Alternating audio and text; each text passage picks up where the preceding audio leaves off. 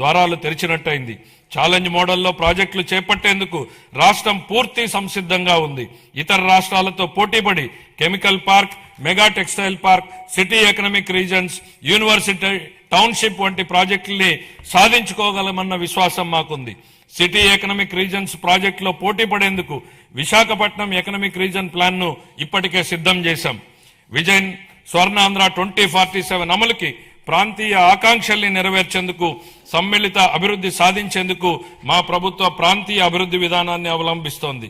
విశాఖపట్నం, అమరావతి, తిరుపతి రీజన్లను రాష్ట్రానికి కీలకమైన గ్రోత్ ఇంజన్లుగా గుర్తించింది.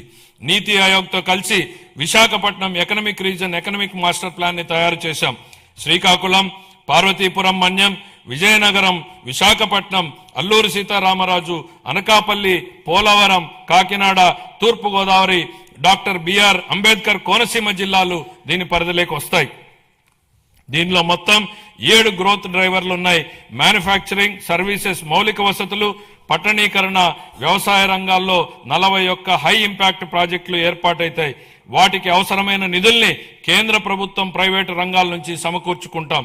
మెట్రో రైలు ప్రాజెక్టులతో సహా ఈ విశాఖ ఎకనామిక్ రీజన్ కి సంబంధించి సుమారు 28,000 కోట్ల రూపాయలతో ప్రాజెక్టులు ప్రతిపాదనలు సమర్పిస్తున్నాం. విశాఖ ఎకనామిక్ రీజన్ తరహాలోనే ఎన్టీఆర్, కృష్ణా, ఏలూరు, గుంటూరు, పశ్చిమ గోదావరి, ప్రకాశం, పల్నాడు, బాపట్ల, మార్కాపురం జిల్లాలతో అమరావతి ఎకనామిక్ రీజన్ ని అభివృద్ధి చేస్తాం. ఈ ప్రాంత సమగ్ర అభివృద్ధికి దోహదం చేసే వనరులు, గ్రోత్ ఇంజన్లు, బలాల్ని గుర్తించేందుకు శాస్త్రీయ పద్ధతుల్లో సామాజిక ఆర్థిక అధ్యయనం నిర్వహిస్తాం. సూక్ష్మ సేద్యం ప్రాధాన్యతను గుర్తించి 1990లోనే ఆ కాన్సెప్ట్ ని తీసుకొచ్చినటువంటి మొదటి ముఖ్యమంత్రి గౌరవ చంద్రబాబు నాయుడు గారు. ఇప్పుడు ఆయన రాయలసీమ రీజన్ ను గ్లోబల్ హార్టికల్చర్ హబ్ గా మార్చి అక్కడ రైతుల జీవితాల్లో సమూల మార్పులు తెచ్చేందుకు కంకణం కట్టుకున్నారు. రాయలసీమ ఇంటిగ్రేటెడ్ డెవలప్మెంట్ ప్లాన్ సిద్ధం చేయించారు. అందులో భాగంగా 2030 నాటికి ఉద్యాన పంటల విస్తీర్ణాన్ని 8.41 లక్షల హెక్టార్ల నుండి 14.41 లక్షల హెక్టార్లకు పెంచబోతున్నాం. సాగునీరు, సూక్ష్మ సేద్యం ప్రాజెక్టుల ద్వారా నీటి ఎద్దడి అన్నదే లేకుండా చేస్తాం. ప్రపంచ మార్కెట్లతో అనుసంధానానికి రోడ్స్ కనెక్టివిటీ పెంచుతాం. అనంతపురము, అన్నమయ్య, చిత్తూరు, కర్నూలు, నంద్యాల, ప్రకాశం, మార్కాపురం, సత్యసాయి, తిరుపతి, వైఎస్ఆర్ కడప జిల్లాల్లోని 303 మండలాల పరిధిలో 200 పైగా హార్టికల్చర్ క్లస్టర్లని ఏర్పాటు చేయడం జరుగుతుంది.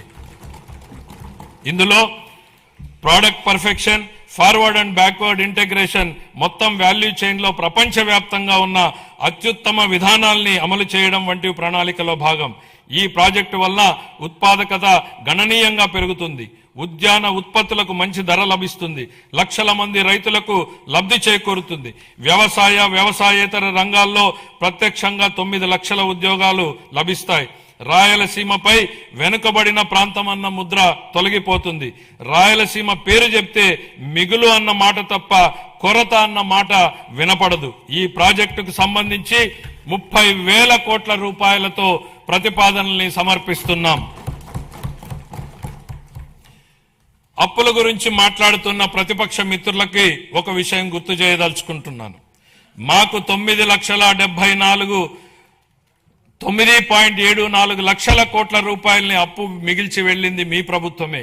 మీరు చేసినటువంటి అప్పులు తీర్చడానికి మేము మళ్ళీ అప్పులు చేయాల్సినటువంటి పరిస్థితి తలెత్తింది. కానీ ఈ రోజు మేము అప్పుగా తెస్తున్న ప్రతి రూపాయి ఉత్పాదకత వ్యయంలోకే వెళ్తోంది. అది రైతులు, మహిళలు, విద్యార్థులు, వృద్ధుల చేతుల్లోకి వెళ్తోంది. గత ప్రభుత్వ నిర్వాకాల వల్ల సకాలంలో జీతాలు కూడా ఇవ్వలేని దుస్థితి నుండి ఇప్పుడు మా ప్రభుత్వం సమర్థ పాలనా విధానాలతో ఆర్థిక సుస్థిరత దిశగా అడుగులు వేస్తోంది. ఖర్చులు తగ్గించుకొని, వనరులు పెంచుకొని ఆర్థిక స్థిరత్వం దిశగా ప్రయాణం చేస్తోంది. సంక్షోభంలో ఉన్న రాష్ట్రాన్ని ఆకాంక్షల సాకారం దిశగా నడిపిస్తున్నాం.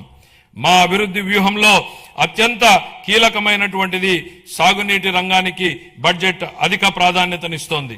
మనం నిల్వ చేసే ప్రతి నీటి బొట్టు, పునరుద్ధరించే ప్రతి కాలువ, సాగునీరు అందించే ప్రతి ఎకరం ప్రజల జీవితాల్ని మారుస్తాయని బలంగా విశ్వసించే ప్రభుత్వం మాది.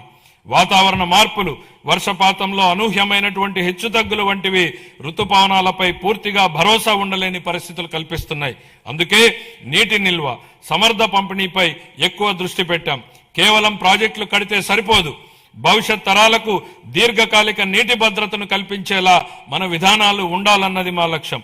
గత ప్రభుత్వం ప్రజల నిజమైన అవసరాల్ని అర్థం చేసుకోలేదు. బిల్లులు చెల్లించకపోవడం, అధ్వాన్న నిర్వహణ వల్ల సాగునీటి ప్రాజెక్టులు ఎక్కడివక్కడ నిలిచిపోయాయి.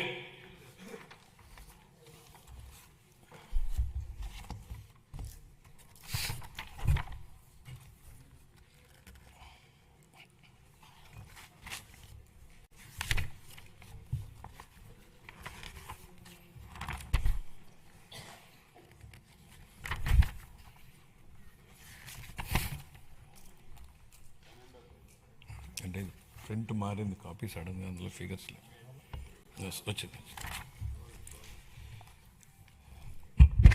సంకల్పం ఉన్న చోట సాధనకు మార్గం ఉంటుంది. 2 తెలుగు రాష్ట్రాల సాగునీటి వ్యవస్థలపై సమగ్ర అవగాహన కలిగిన గౌరవ ముఖ్యమంత్రి గారు మన రాష్ట్రానికి లభించడం మన అదృష్టం. పట్టిసీమ వంటి పథకాలను ఆయన సక్రమంగా ప్రణాళిక చేసి అమలు చేయడం ద్వారా రాష్ట్రంలోని పలు ప్రాంతాలకు జలభద్రతను కల్పించారు. అదేవిధంగా హెచ్ఎన్ఎస్ఎస్ ప్రాజెక్టును కేవలం 100 రోజుల్లో ప్రారంభించి వేగంగా పూర్తి చేసి రైతులకు నీరందించేలా చేయడంలో ఆయన సంకల్ప బలం కీలక పాత్రను పోషించింది. హంద్రీనీవా ద్వారా తొలిసారిగా 45 టీఎంసీల కృష్ణా జలాలను విజయవంతంగా ఎత్తిపోతల చేసి రాయలసీమలో నీటి లభ్యతను గణనీయంగా మెరుగుపరిచాం. పోలవరం ప్రాజెక్టు విషయంలో పెండింగ్ ఉన్న 5,000 కోట్ల రూపాయల బిల్లుల్ని చెల్లించి పనులను వేగవంతం చేశాం. డయాఫ్రామ్ గోడ నిర్మాణం ఇప్పటికే 91% పూర్తయింది. మొత్తం ప్రాజెక్టు పురోగతి 60% దాటింది. వెలుగొండ ప్రాజెక్టు, బీఆర్ఆర్ వంశధార దశ 2, అలాగే వంశధార నాగావళి మరియు నాగావళి చంపావతి నదుల అనుసంధాన పనుల్లో సమాంతరంగా గణనీయమైనటువంటి పురోగతి సాధించబడింది.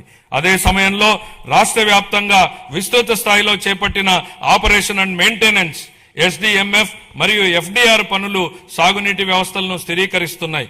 5 ఏళ్ల విరామం అనంతరం మొత్తం 6,047 నీటి వినియోగదారుల సంఘాలను ప్రజాస్వామ్య పద్ధతిలో పునరుద్ధరించడం ద్వారా సాగునీటి నిర్వహణలో రైతుల భాగస్వామ్యానికి మళ్లీ బలోపేతం చేశాం. ఇక ముందు బీఆర్ఆర్ వంశధార 2, హంద్రీ